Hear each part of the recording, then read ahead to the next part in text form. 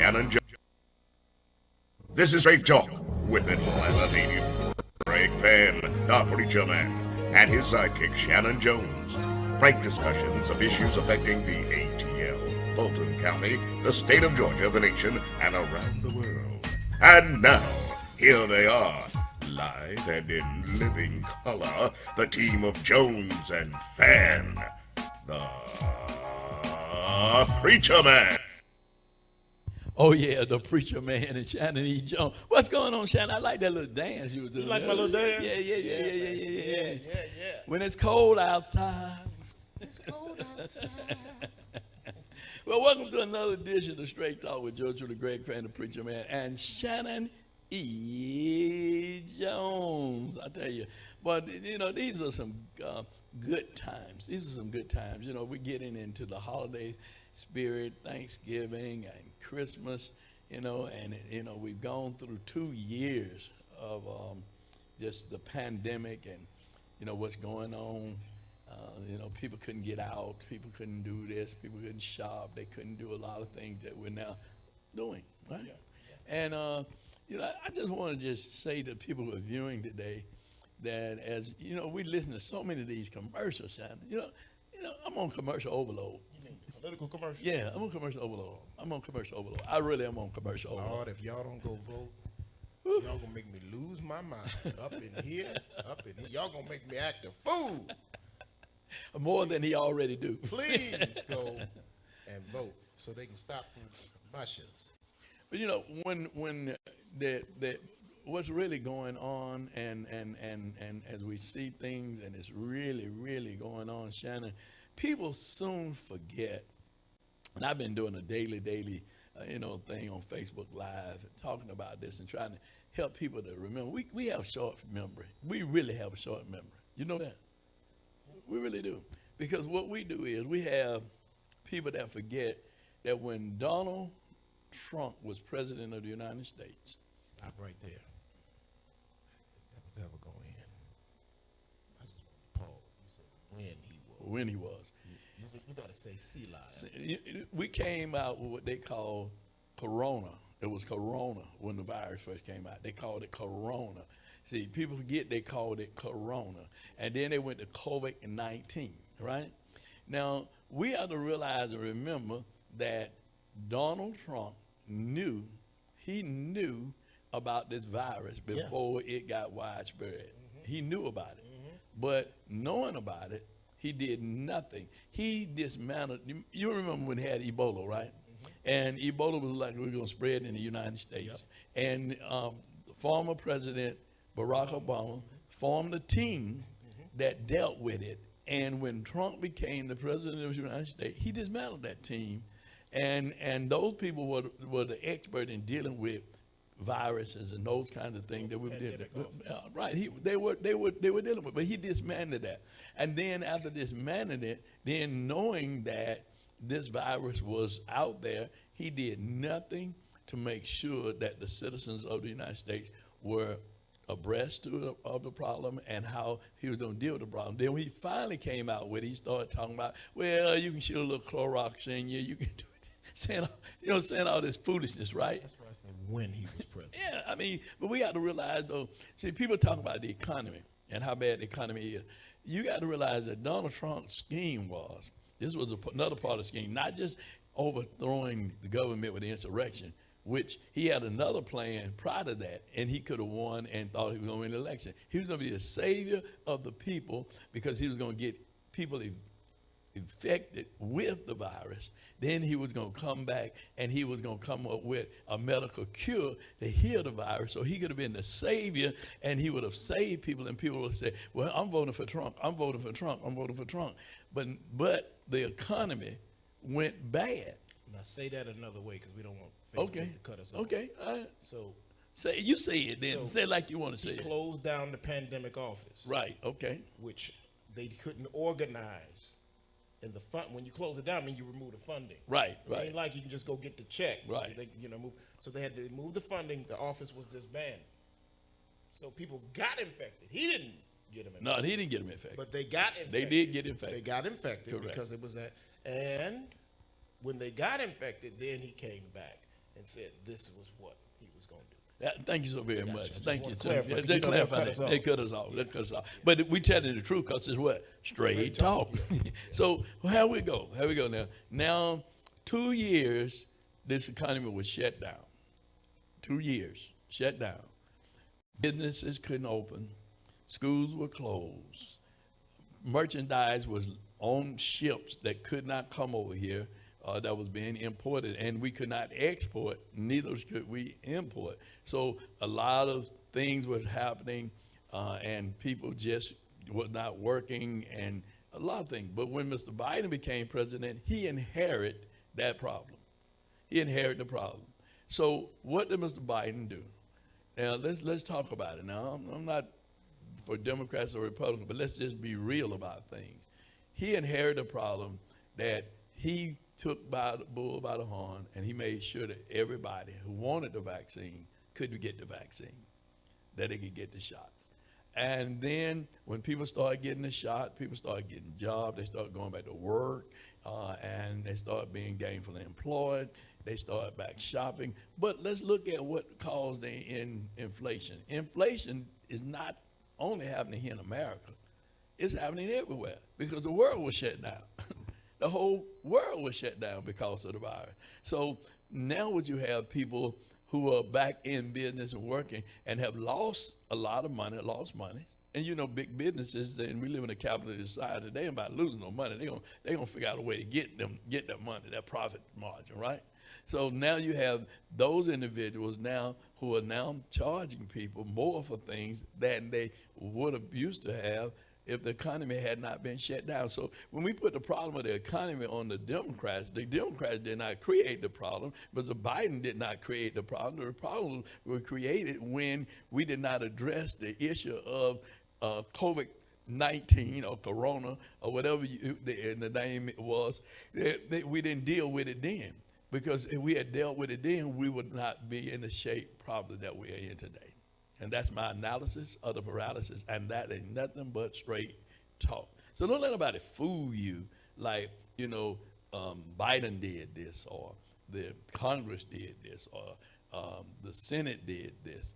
It was done because the issue was not addressed when it came forward in terms of this virus that shut down this world, that shut down this country. I was sharing this with my wife the other day. You know, we see all these cars on the street now. I mean, cars everywhere, people driving everywhere. You know, you see cars everywhere. I remember when it was shut down, the first day it was shut down, I drove to the gas station. I was the only car on the street, the only car on the street going to the gas station. And guess what? That gas station was shut down, so I just went on back home. But I'm just saying is, you got to really deal with the root of the problem. We have to deal with the root of the problem. I think that we don't talk enough. We're so quick to forget. We're so quick to forget. Because when it seemed like, just like the children of Israel, when they came out of bondage, right? And were delivered, they were so quick to forget that God had delivered them from their oppressor. And we're so quick to forget. But Shanan, you know, I know you have something you want to say. I know you're burning up because you're going to give your analysis of the paralysis. So I'm going to hear you. You said it all. You said it all. You said it all. I mean, you're right on the shutting down of that office and the domino effect that had on everything, including the economy. But also, it was really a lack of leadership and not taking seriously. You know, the office, the associate editor of the Washington Post, Bob Woodward, of Woodward and Bernstein, Watergate. He has a new audio book out where he is interviewing several interviews with then President Donald Trump. And I was just listening to excerpts of that. This man was not focused on being president of the United States at all. I mean, in his own words, it was the most petty kind of gotcha kind of, this person, he knows better than the intelligence community. He said, I do the intelligence. You do the intelligence. I remember that You statement. go over into these countries and you blend in and you hook up and find out all the stuff. Now you a spy. And then he said, all the stuff, I do it all. It's really all me. And it was the craziest thing to know that a person was the leader of the free world, the most important elected official perhaps in the world, President of the United States of America. And you sitting up saying, this person doesn't like me, I don't care about that person, doesn't do this, I'm going to get this person. And you can literally make a phone call and cause the DEFCON system to change in the blink of an eye. You're the commander-in-chief of the most powerful military apparatus in the world. You got nuclear bombs, and your mind is on ratings and what somebody wrote about you in the newspaper.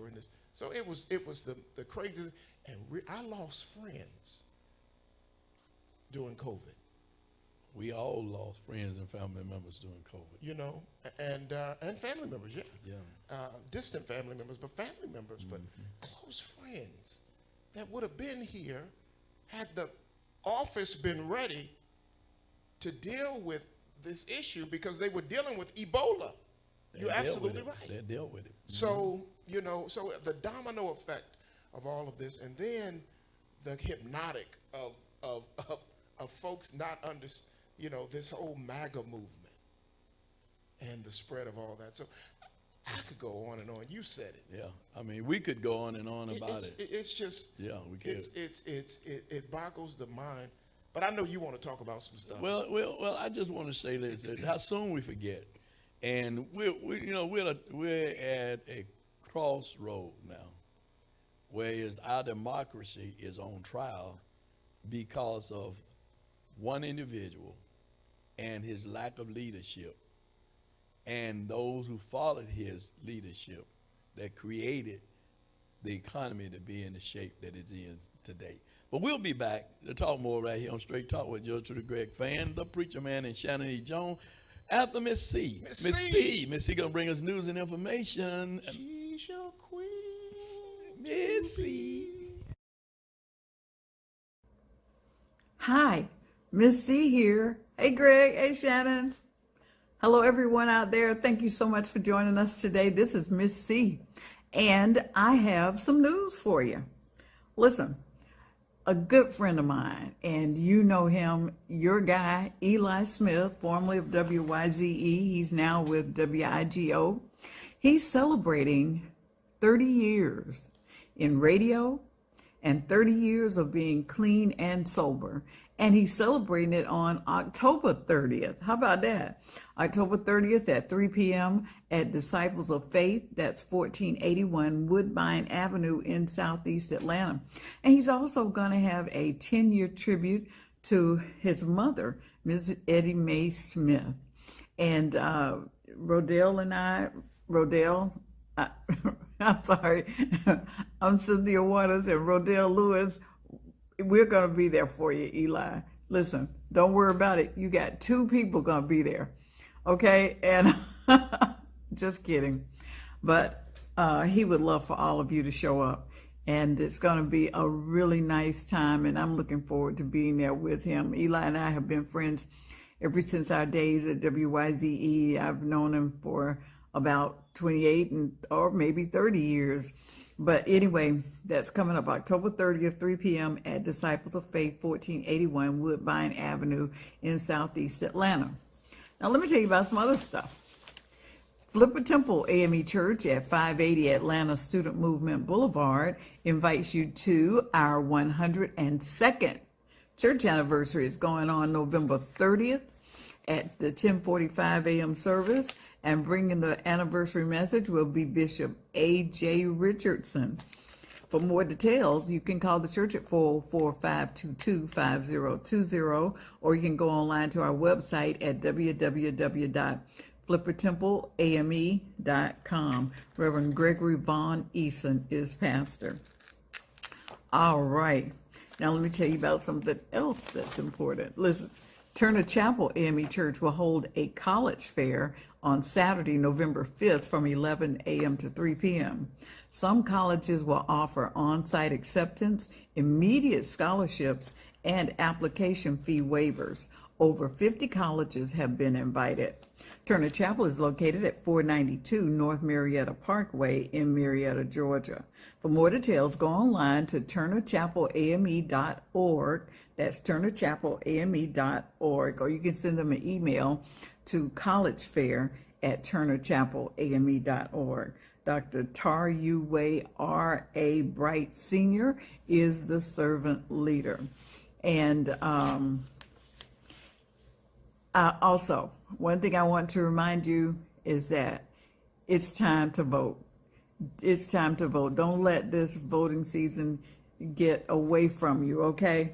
Listen, from now until November 4th, you can vote early. And you need to check out the early voting places because some places have changed. So you need to check it out before you go to be sure that your early voting place is still open. And you need to turn in your absentee ballots. Absentee ballots, you can turn them in now, but they're definitely due on Election Day, November 8th. So just remember that date, November 8th. Please vote. And listen, if you would like for us to announce your event, email it to us at straighttalknews1362@gmail.com. That's straighttalknews1362@gmail.com, and we'll be happy to get your announcement on. Now listen, I have 4 things I'd like for you to do.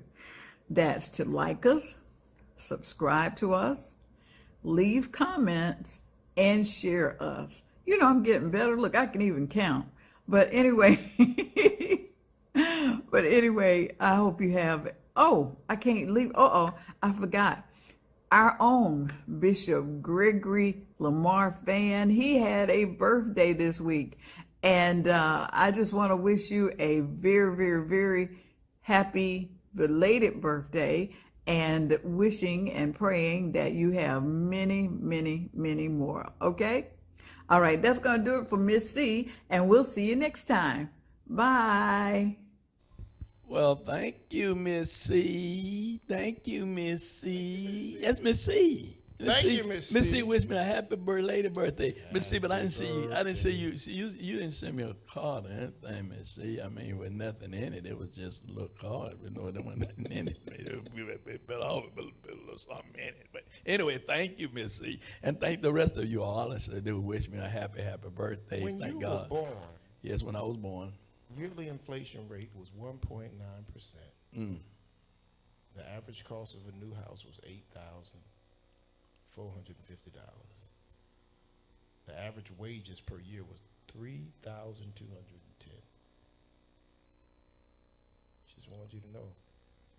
Yeah, I remember when I could A buy. ballpoint pen cost 25 cents. I remember when I used to get a piece of penny candy. a penny. Get 2 cookies for a penny.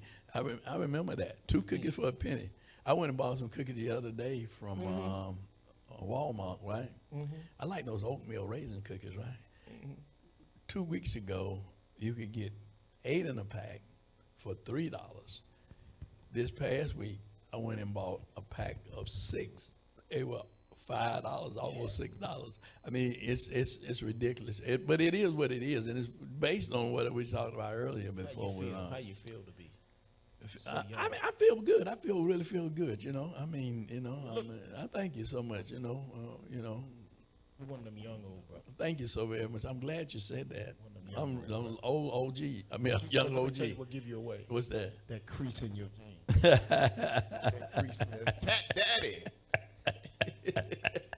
Yeah, I can't deal with non-crease Gave it all creases. away I right can't there, I can't deal with non-crease. I mean, I grew up with creases. I can't do it. I can't do it. I mean, I can't do it. All the preachers came. I tell you. But listen, let's get back to voting. Let's get back to the business. voting. Let's get back to voting. I mean, seriously, we are asking you and encouraging you. Early vote. Sunday voting is taking place. Saturday voting is taking place.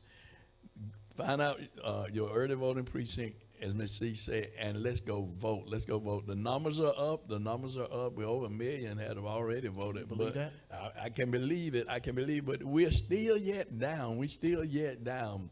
Black men are voting, black women are voting, white men are voting, white women are voting, Asians are voting, men and women, Hispanics are voting, they're voting, they're voting. And Clayton County, you know, their numbers are down than usually. Their numbers are down, but we know they're going to come through. We know they're going to come through because democracy. And see, this is what people got to say. You've been watching all those commercials. You know, we're on commercial overload. But what we really have to focus on is democracy is on trial. I shared this with one of the young people in my church, Shanan, because they said when we were talking about voting, go vote, go vote. You need to vote. You need to vote. Not tell them who to vote for because we don't tell people to vote for anyway. That's your choice and your decision. But do vote. And so we shared. She said, I don't want to vote because I don't want to vote because one is I don't want to vote because I don't like either candidate, and so I don't. Republican or Democrat, so I'm just not going to vote. So this is what I shared with them. You got two little girls. If they get sick, where are you going to take them? To the hospital. What hospital will you be able to take them to when they're shutting down hospitals everywhere? You got to understand that politics relate to these types of things because we have to make sure that there are hospitals that open up, that there are educational facilities that are there for your kids, that these things that you can get medicine for your kids and yourself. These are things that are regulated by elected officials, by people that are elected officials. So you got to make sure that you got to go vote for somebody. I mean, just vote. And we got to get to the polls and we got to vote like we've never voted before. You hear that every time. We got to vote like you've never voted before. But yeah, I just, you know, it bothers me when I hear, you know, this thing about people can't take water to the polls. I mean, give people water at the polls. And, you know, we've been encouraging people, don't even take a bottle of water and give it to somebody because you'll be criminalized if you get a water to somebody because you had an extra bottle and somebody was in the line and you just sharing because you know that kind of person. You're going to share with somebody, but you can't do it. But you gave me some water. I'm going to change my vote. Yeah, well, I was going to vote for this candidate, but you gave me some water. So I'm going to vote for now, because you gave me some water, you know what? I'm going to vote for this. I'm voting for Ivan the Terrible because you gave me some water. A bottle of water. If somebody changed that, when people are in line, brothers and sisters, believe you me, they already made up their mind who they're going to vote. They did not come to vote if they didn't know who they were coming to vote for. And that's real. Water will not change it. But I mean, it's just that kind of thing that they've done in terms of the voting suppression laws. And people say, well, that's voter integrity. No, that's voter suppression. It ain't voter integrity.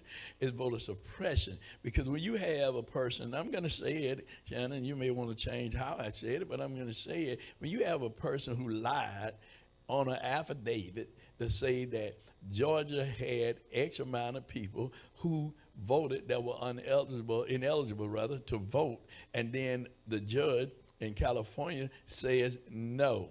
That's not true. And you know it wasn't true. You know you told a lie. Now you perjured yourself by telling that lie, by signing the affidavit, because you, and then you try to get the people in Georgia to change the people who voted and give you the numbers you need to have to win. I mean, we didn't need this voter suppression law.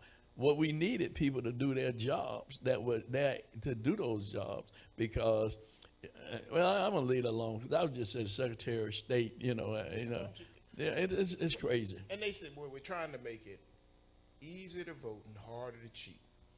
Harder to cheat, easier to vote. It's easy to cheat now than it was before. You know, there's a saying is that you protested too much, me think. People that are always saying stuff, you know, they stealing. Those are the folk you got to watch. Absolutely. Folk that are always talking about something. are trying to get you off of something, and while you're looking around, they're doing the very thing that, you know, you got folk running around talking about, we need a national ban on abortion. And now it's coming out that you didn't have more abortions than an abortion clinic. I mean, it's just, it's you know, it's just, you know, it's just you protest too much. Think it's just too much. And at the end of the day, it's a bunch of lies and a bunch of suppression and a bunch of trying to stop people from being able to exercise the vote. And so we've got 386,635 people have voted, black people have voted to date. And what's that other number?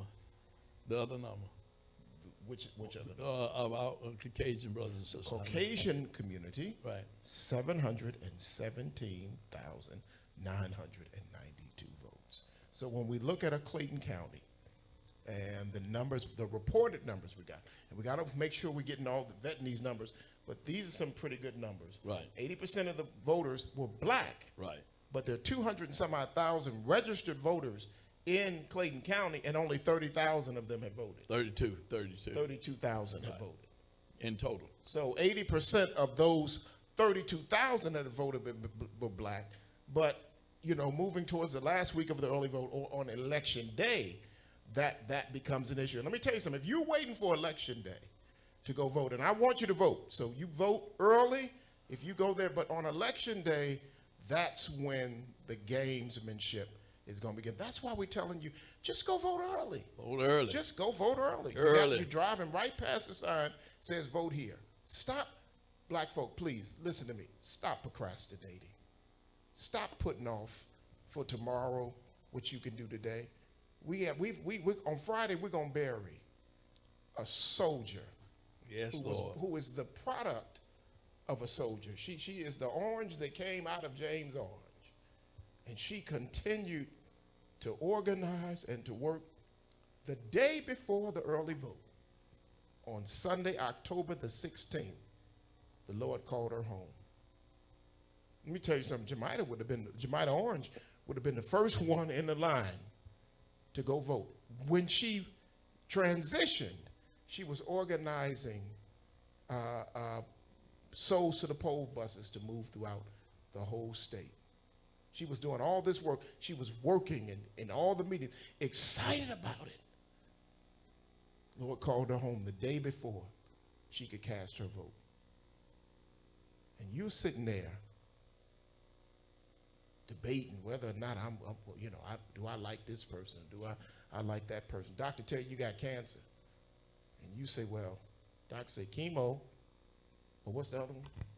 Radiation. Or radiation. You say, well, I don't like chemo or radiation. Doctor says, well, there's a cancer here that we got to deal with. Chemo or radiation. You say, I don't like either one of them, so I'm not participating. So now, what happens?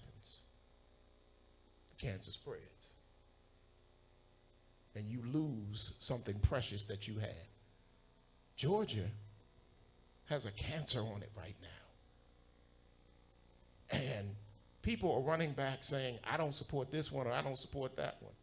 You need to pay attention to the bottom line of where Georgia is right now and bring it all the way down to where you are on your street and in your neighborhood, in your community.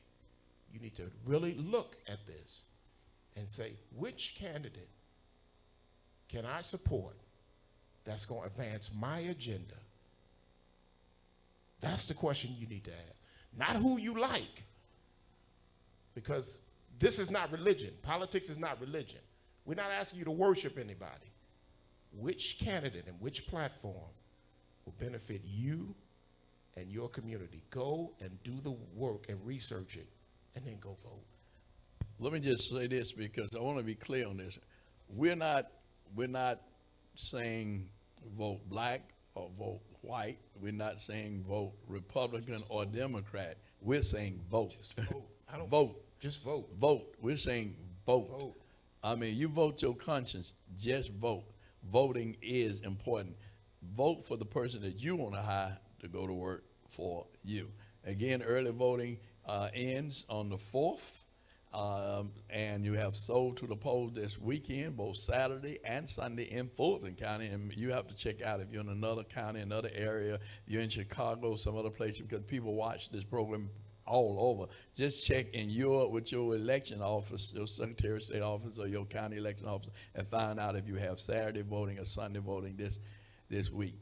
Well, on that note, we want to say to you that we thank you so much for joining us with Straight Talking each and every week, which yours to the Greg Fann, the Preacher Man, and Shanan E. Jones. And we want to let you know this ain't nothing but what? Straight Talk. Take us on out of here, Fann. Want to be a guest on Straight Talk? Email Greg Fann at FANN922 at Comcast.net or call 404-308-0795. Join us again for another episode of Straight Talk with Shanan Jones and Greg Fann, the Preacher Man.